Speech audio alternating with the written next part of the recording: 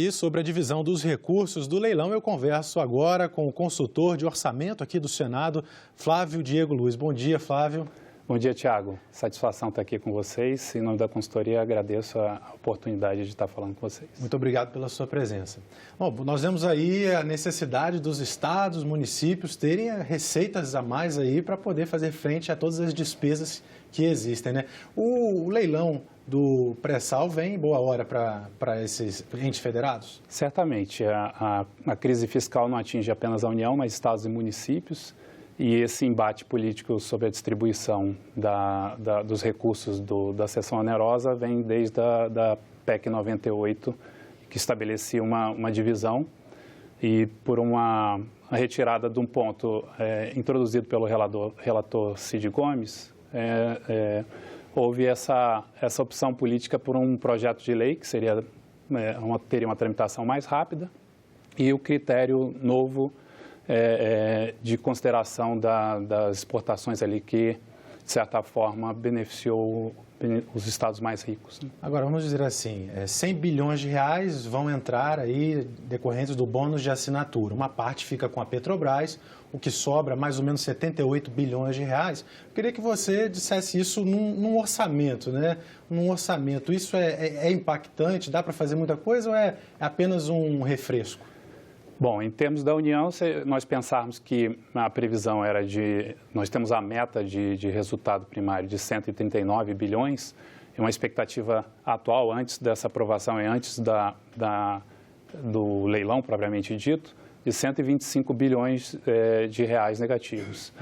Como a União ficaria aí com 50 bilhões, realmente Ajuda a diminuir o resultado negativo. Com certeza. A meta já tem a tendência de ser cumprida. E com esses recursos, inclusive houve a publicação de um relatório extemporâneo agora pelo Ministério da Economia, já considerando 75% desses recursos, desses 100 bilhões, entrando para a União e vai fazer essa divisão para estados e municípios. Certo. Então vamos ver aqui no nosso telão um quadro que a gente preparou sobre essa divisão dos recursos do pré-sal. Chegou aqui. Pronto. Recursos do leilão do pré-sal. Foi o PL aprovado ontem. Então, como eu falava, 72, quase 73 bilhões, então, podem ser divididos entre estados, municípios, Rio de Janeiro, que é o estado confrontante lá, onde está essa camada do pré-sal, e a União fica com quase 50 bilhões. Esses 72 bilhões aqui já são considerando a revisão do contratual lá da Petrobras, né? Dos 106 a gente retira aí 33,6 bilhões e temos o valor total de 72 bilhões para os entes, né?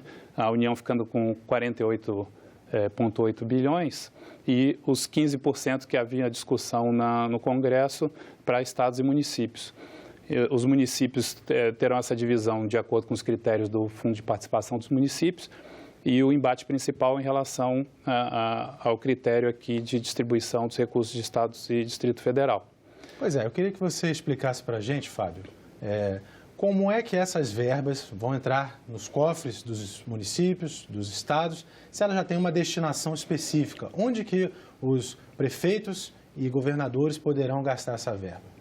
Bom, primeiramente, o leilão vai ser realizado agora no dia 6 de novembro e temos uma expectativa de que desse volume, 75% entre nesse exercício de 2019 e 25% no exercício de 2020. Na distribuição, o PL aprovado previa a distribuição desses recursos para estados e municípios e a utilização diferenciada. Para os entes, os estados e Distrito Federal só podem utilizar esses recursos constituindo uma reserva financeira para pagamento de despesas previdenciárias.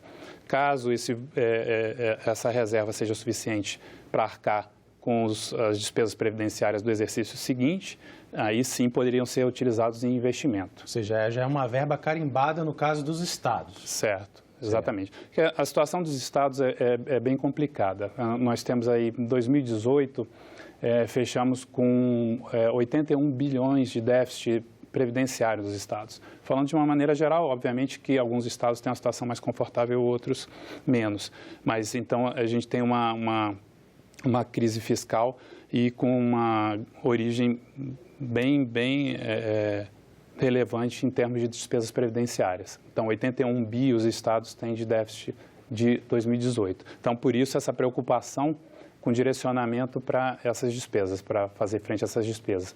Já os municípios, a gente tem uma situação muito heterogênea, porque dos mais de 5.500 municípios, nós temos vários grupos em termos de previdência, né? Temos os grupos que têm o regime próprio e um grupo que não tem regime próprio. E dentre esse grupo com regimes próprios, temos vários tipos de regimes próprios. Então, realmente é uma situação muito heterogênea, não dá nem para detalhar. Exatamente.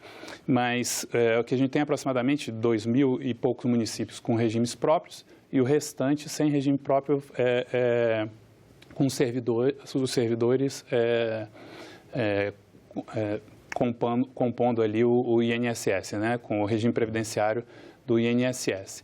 Então, essa situação, por ser diferente, no PL aprovado, não há essa exclusividade de despesas previdenciárias, até mesmo porque certos municípios não têm previdência, não têm regime próprio. Então, não faria sentido direcionar para essas despesas previdenciárias.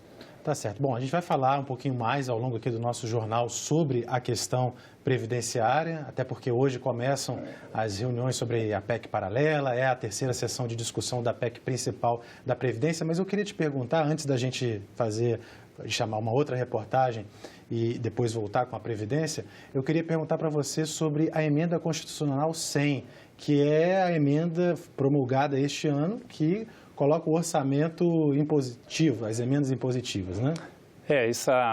A emenda 100, na verdade, ela compõe uma sucessão de propostas constitucionais que vieram desde da PEC 2 de 2015, com a introdução do orçamento impositivo em termos de emendas de bancada, um regime que nós já temos nas emendas individuais.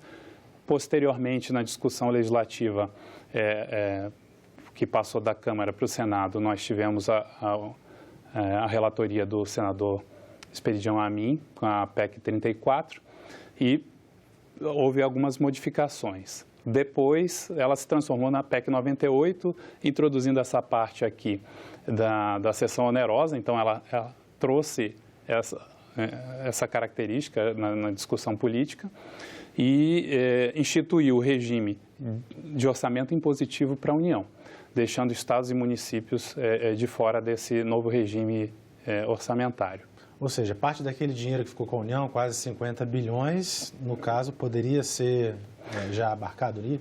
Esse foi parte de um acordo político na modificação do sistema orçamentário, introduzir essa questão de distribuição do volume da seção onerosa.